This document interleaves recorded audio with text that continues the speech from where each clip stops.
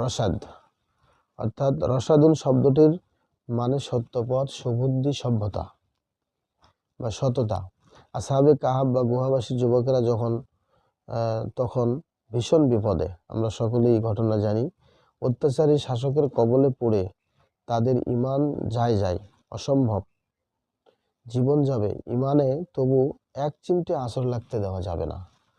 কিন্তু তাদের যে মোকাবেলা করার শক্তি নেই, অস্ত্র নাই, জনবল নাই, এমন দিশেহারা বিপদে তারা আশ্রয় খুঁজলেন আল্লাহর কাছে, দোয়া করলেন যে রব, তুমি তোমার পক্ষ থেকে আমাদের ওপর করুণা করো আর আমাদের সকল বিষয় তুমি ঠিক করে দাও, তোমার পক্ষ থেকে সব বিষয় পরিচালিত হোক, আমরা এই দোয়া করি। দোয়াতে তারা রসাদা শব্দটি নিয়ে এলেন, রসাদা, অর্থাৎ এরপরের ঘটনা সবার জানা। আল্লাহ সঠিক পথ দেখিয়ে তাদেরকে অলৌকিকভাবে বাঁচিয়ে দিলেন এবং সাথে সাথে সব বিপদ থেকে তাদেরকে রক্ষা করলেন আল্লাহ তাআলা।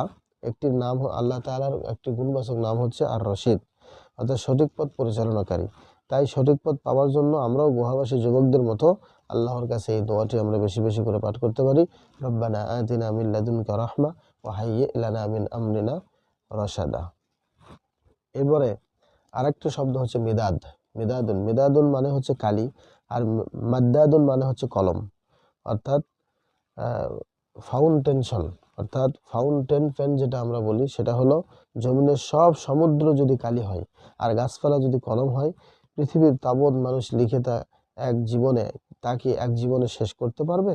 না, কখনো পারবে না, মানুষের দ্বারা সম্ভব না। হয়তো একসময় লেখার মতো আর কোনো কথা থাকবে না, কিন্তু কালি কলম থেকে শুকিয়ে যাবে, এটাও সত্য। অথচ এগুলোর সাথে আরও একটি কোটি কোটি সমুদ্র সমান যদি কিছু কালি নিয়েও আল্লাহ সুবহানাহু ওয়া তাআলার প্রশংসা বা কথামালা লিখতে চাই, তাহলেও সব ফুরিয়ে যাবে, কিন্তু আল্লাহর কথামালা ফুরাবে না।